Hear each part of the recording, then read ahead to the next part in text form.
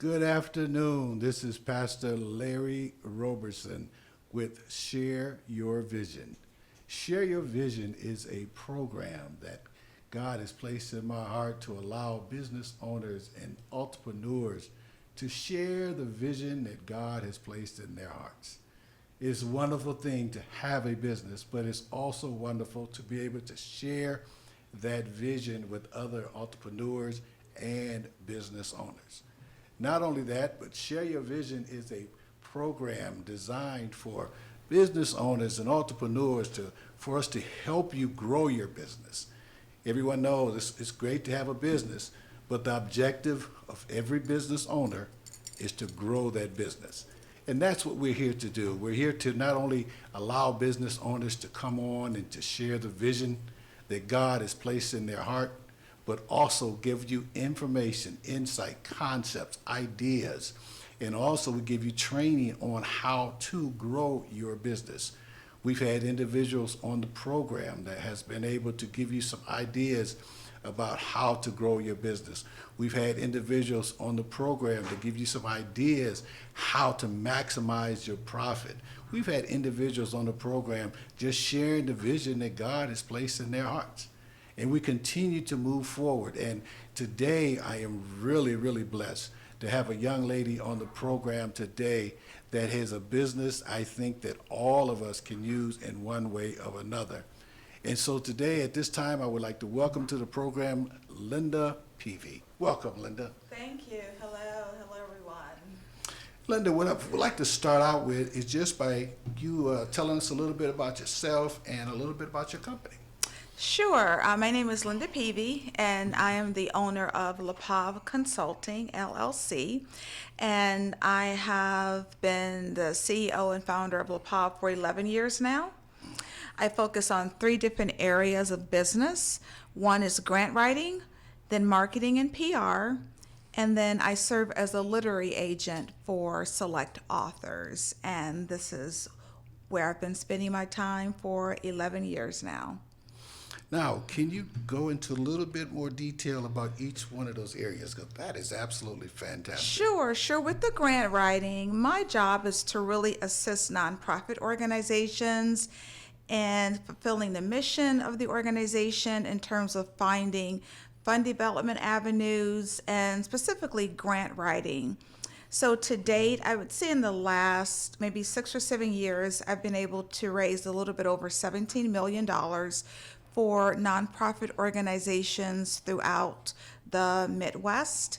I assist in grant research because there are often times when a nonprofit, they don't know where to go. They don't know what the avenues are to research grants. Mm-hmm. So I do provide grant research. I also write and edit and submit the grant application. And then after the grant is approved, it's really important for there to be grantee reports. That is critical to make sure that the funder knows where you're spending the grant money. So I do provide grantee reports and just a lot of the grant administration work that goes along with grant writing. I do provide grant workshops from time to time. The last grant workshop I provided was for the Urban League on July 2nd, and there will be future grant writing workshops as well coming up in the near future, and the Urban League will be able to announce those grant workshops. Well, that's fantastic. So you're going to be working with the Urban League as far as your grant workshop? I've been working with the Urban League to provide grant writing workshops. I find that many nonprofits simply cannot afford the cost of a grant writer because many of them are startups, they don't have staff, they don't have the resources yet to afford the services of a grant writer. So the grant writing workshops really come in very handy to give them the opportunity to know, first of all, where to start, what are the key components of a grant, how is it submitted, and then a lot of the follow-up that's needed. And also, in addition to the writing, the relationship building is just so key. So I teach ways for nonprofits to then develop relationships with the various funders within the community. Sounds like there's a lot involved when it comes down to grant writing. There is very tedious work. Some of the grants I've written are 400 or 500 page documents. So it's very tedious work, but It's very rewarding work for me because it allows me the opportunity to, certainly provide a very needed service when it comes to nonprofits. And so many nonprofits are doing just such wonderful work within the community. So it's really been a blessing for me to be able to use my skill set and provide an avenue that will help sustain the nonprofit. Now, are you a nonprofit or are you a I am a profit? for-profit, so Okay. my company is a for-profit company. However, I predominantly work with nonprofits in the area of grant writing. Most funders require for a company to be a 501c3, and therefore that's a nonprofit company deemed by the Internal Revenue Service. So most of my clients in the area of grant writing are nonprofit organizations. However, there are avenues, even for entrepreneurs. There's little known information that's out there, but there are avenues for even entrepreneurs to get and seek funding and even grants. So certainly, people who are interested can contact me after the show. Now, you were saying there's for funding for profit as well as for non. There are funding avenues for for-profits. Predominantly, if you're working with a foundation, they want you to be a 501c3. But there are other organizations, there are other avenues for funding for-profit organizations, even outside of grants. There's seed money that can be raised. There's angel investors. There's avenues for crowdfunding. But there are some organizations that will provide funding, even to individuals. That's just not widely known, but I have access to that information. So again, people can certainly contact me after the show. Yes, indeed, and that is fantastic because I know it is traditionally believed that unless you are a 501c3, then those type of resources are not available to you. That is I've that heard is that true. on numerous occasions. That is true. When it comes to foundations, the typical grant, yes, you need to be a 501c3, but that does not mean that there are not avenues that will assist entrepreneurs and for-profit organizations in funding as well. So the avenues are out there. They are not as widely known as the foundation funding that's available, but they are out there. Now, tell me, what is some of the keys to a good grant writing? I would say the keys to good grant writing is research, one, and then it's really all about telling the story. And I'm going to throw in a third one because relationship building is just so key. But the writing is important because you have to write to what the questions are in the grant. And I think that's where a lot of writers get confused because sometimes they have a template in mind or they have in mind how they want to address a question, and you really have to be able to address the question directly. So you do need to be able to write well, but telling the story is just critical because you're competing with so many other organizations for the same dollars. So sometimes it comes down to how well you can tell your story to the funder, how well you're able to talk about the impact that your organization has had in the community. What has been your success rate? What are your success stories? How are you living out the mission of your organization? And how well you can put that into words and in writing is key. The relationship building part of it is so important. I often will sit down with a potential funder, with my client, so that we are building that relationship so they have some background about who that organization is before they even submit the actual grant application. So I do help my clients to go into the foundation and sit down and really, again, share their story through narrative and also through videos. I'm a huge proponent of being able to develop a video about your organization. It's wonderful you say that too, because I know a lot of times when I've worked with different organizations, whether they be profit or nonprofit, sometimes I don't think the nonprofits understand the concept of how to even start the process. They have a vision, and then they have this vision, and now they want to just take this vision and run with it.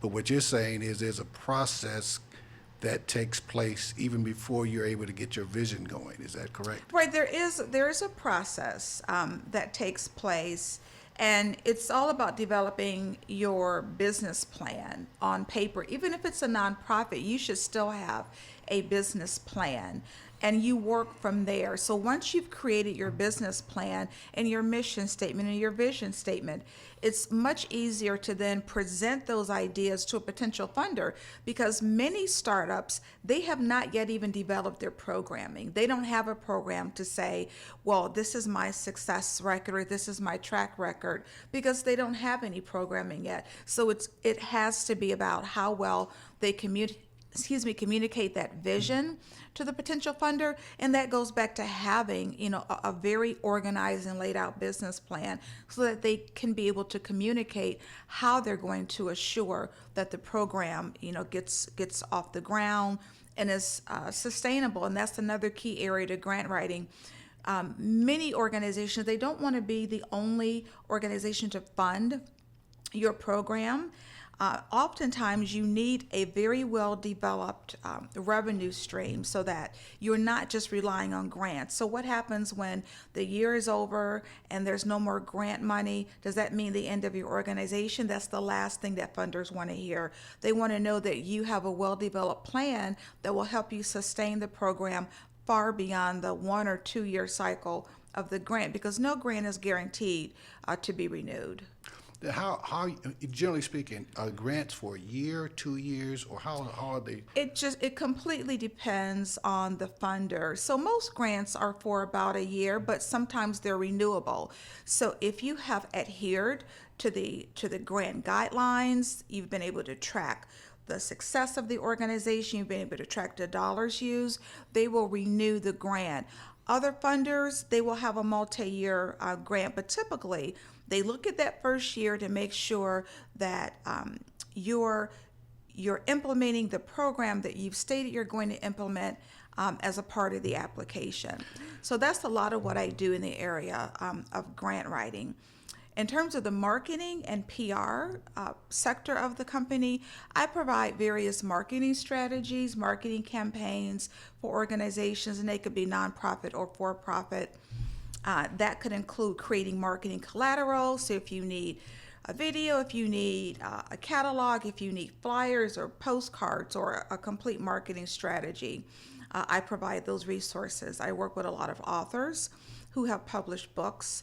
We work very closely in terms of developing social media strategies to get the word out about the book, to get their name out. I often tell authors it's so important to have a platform. Your customers want to follow you, not necessarily the book. So what is your platform? So I always encourage authors to get a website or to get a following on social media, and then talk about whatever the resource is. I also currently serve as the PR and booking agent for the Miss America organization. So I'm working with Nia Franklin, who is a 2019 Miss America, and my job there is to provide various booking and PR opportunities for Nia to raise the visibility of Nia as well as the Miss America organization. Well, that's fantastic. Now, but at this time, what I'd like to do is for you to give your information so that as individuals will see the program, they will be able to have your contact information. Absolutely. So again, it's Linda Peavy, Linda. Last name is Peavy, P like Peter, EA, V as in Victor, Y, Linda Peavy. My website is lipav.com, LIPAV.com. Lipav was developed after my name, Linda Peavy. That's how I developed Lipav. So definitely, if you go on the website, you'll be able to contact me and reach out and let me know what services that you need, whether it's grant writing or marketing PR. I have an extensive publishing background, so I also serve as a literary agent. So if you have a book and you're wanting it to be represented to the professional publishing world, then you need an agent. And my job there is to sell your manuscript to professional and traditional publishing houses. So lipav.com is the website. My telephone number is 440-278-4602. Again, 440-278-4602. You can call me or leave me a message through the Contact Us page on my website to be able to contact me. Now, you say you're a literacy agent. Can you go into a little bit of that? What you Sure. So for a number of years, I was a publishing executive with Judson Press, the American Baptist Church's publishing arm in Valley Forge, Pennsylvania. And after I retired, I still wanted to keep myself active in the publishing world. So now I serve as a literary agent. So there's self-publishing and then there's traditional publishing, and traditional publishing has changed significantly. Whereas, many years ago, as a potential author, you could send in your manuscript to a publishing house and they would look it over and determine whether or not they wanted to pursue your manuscript. Those days are gone. The publishing houses are smaller, their staff is smaller, so they rely on me, a literary agent, to then work with authors to determine whether or not this is a viable manuscript. And my job, once I take you on as a client, is to then sell your manuscript to the best publishing house, making sure that there is a great fit between the publisher and the book. If you've written a book on auto mechanics, I'm not going to take it to a cookbook publisher. So it's my job to make sure there's a appropriate fit between the publisher and then the manuscript. So my job is to represent you as an agent and sell your manuscript to the best traditional publishing house I can that will do it justice and publish it and hopefully make it a bestseller. That's fantastic. Now, how long does that process usually take when you're dealing with something like that? If I come to you and say, hey, I have a book. Right. For me, I have a process, so I need to know, I have a book guidelines. So if someone's interested in my services, I need to see, for example, 2 or 3 chapters of the book to make sure your writing is appropriate and accurate. I need to see a table of contents to make sure that you're writing and you know how to write to a table of contents, your bio, information on your audience. Why did you write the book? What do you hope audiences take away from the book? So once you provide that document to me, which again includes 2 to 3 chapters, so you would have needed to have started writing, then I will review it and determine whether or not it is a book that I want to take on, that I feel strongly about, and that I feel that I believe I can sell it to the appropriate publisher. So once I receive that information, I will let you know whether or not you're accepted as a client, and then I move forward with the process of selling the manuscript. That's fantastic. Now, you say you also do writing, not writing as far as assisting them with the writing. If I have a book written and I needed it checked. If they have a book that's written, I do provide some editing. I also have colleagues that I work with who also assist in the editing process. So that's another service that I do provide. Now, so if I have a book and I finally got it off the shelf, my first step would be, if it's not completely together, is to contact you and say, I have a book, but it needs editing. And how would you go about looking at it, determining whether you wanted to take that on? Well, if it needs editing, then I review a couple of chapters to know how much editing is needed. Does it need to just be proofread? Do you need what's called developmental editing? So, for example, a book could be written where after I read a couple of chapters and I read the table of contents, I determine, well, chapter 9 really needs to be chapter 1, or you need questions in the back of the book. Then I will make an assessment of the manuscript and let you know how much work is needed. And then from there, we talk about price and what the service is. That's good. That's wonderful. Now, how do you go about determining as far as the services someone needs price-wise? I mean, it depends on the amount of work, especially when it comes to books. It depends on the amount of work that's needed. If it's an editorial project, again, do I just need to proofread it, or does it need really heavy, substantial editing? And the prices vary. That's why I always have my clients to contact me. When it comes to grant writing, also, the answer is it just depends. Is it a smaller grant?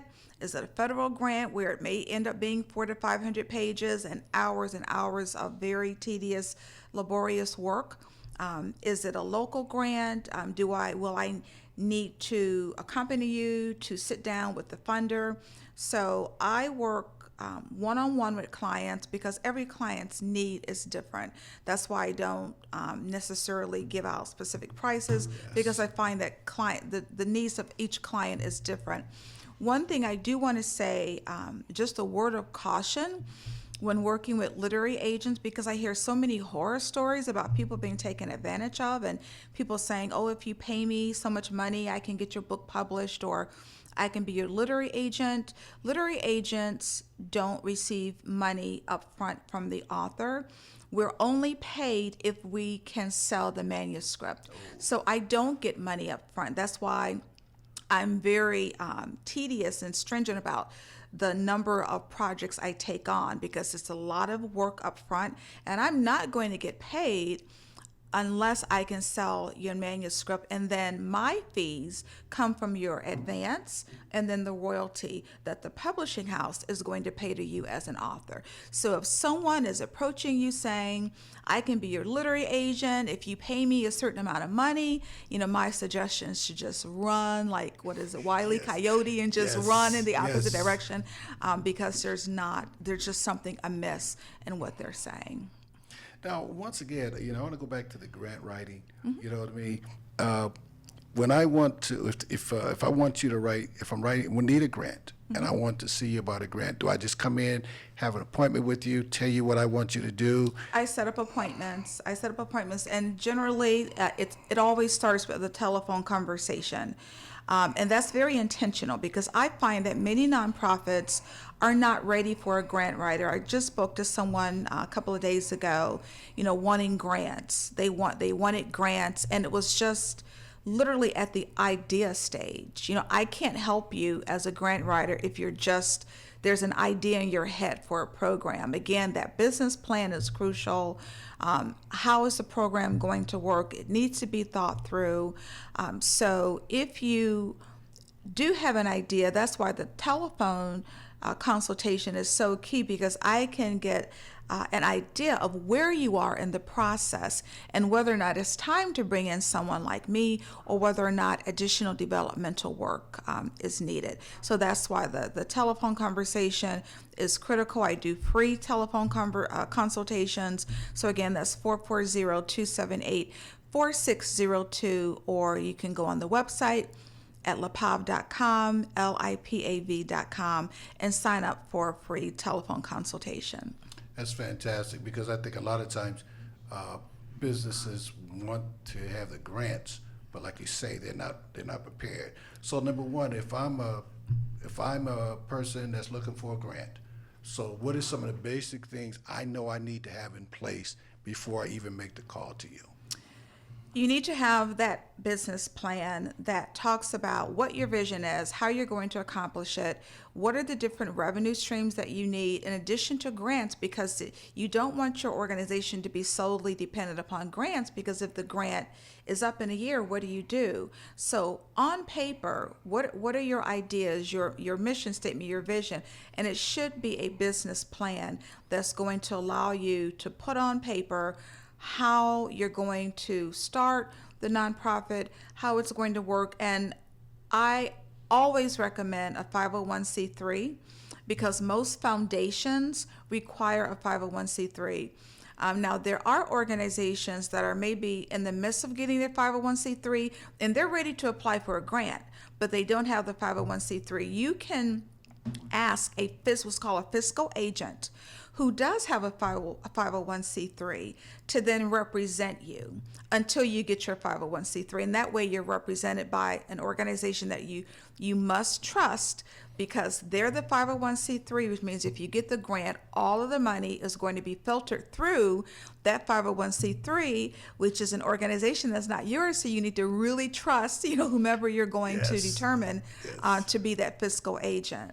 Well, that's fair. You're exactly right. I've known individuals that do that and will have done that, and it has worked out fairly well for them. And that's a nice way to get your feet underneath you to go forward.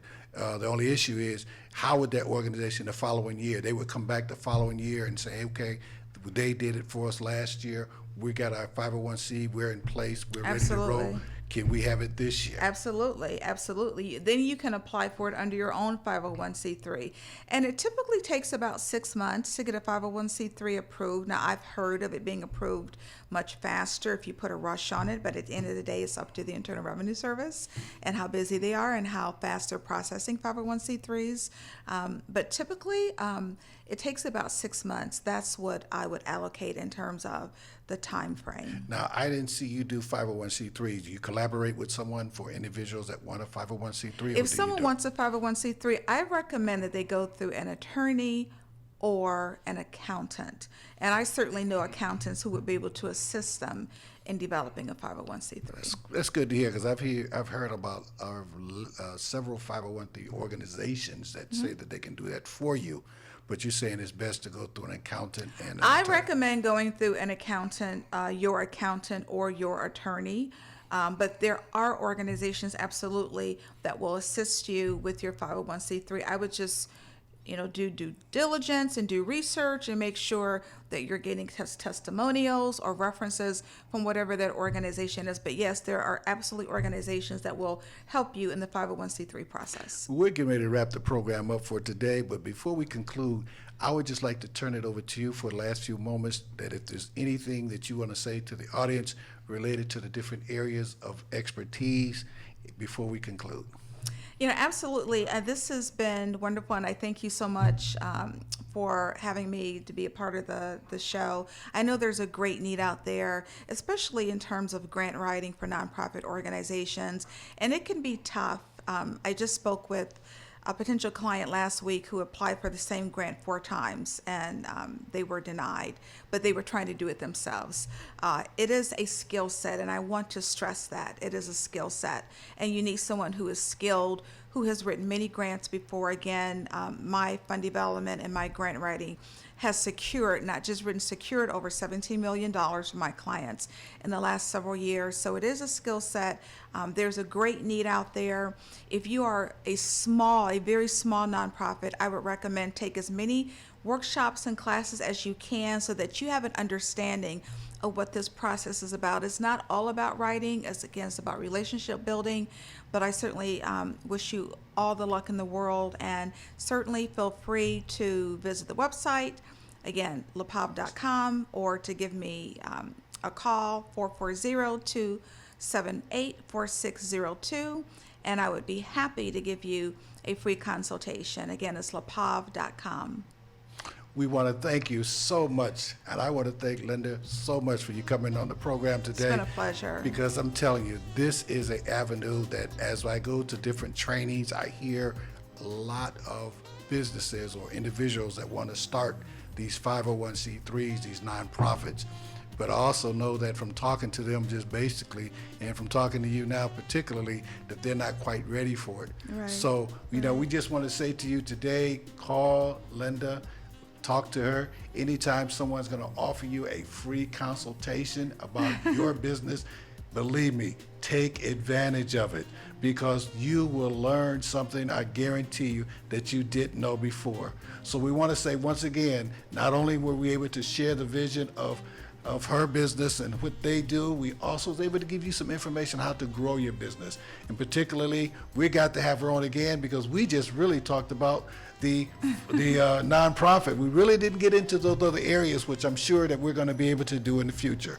So until next time, this is Pastor Larry Roberson from Share Your Vision saying, God bless you. We look forward to seeing you next week. Bye now.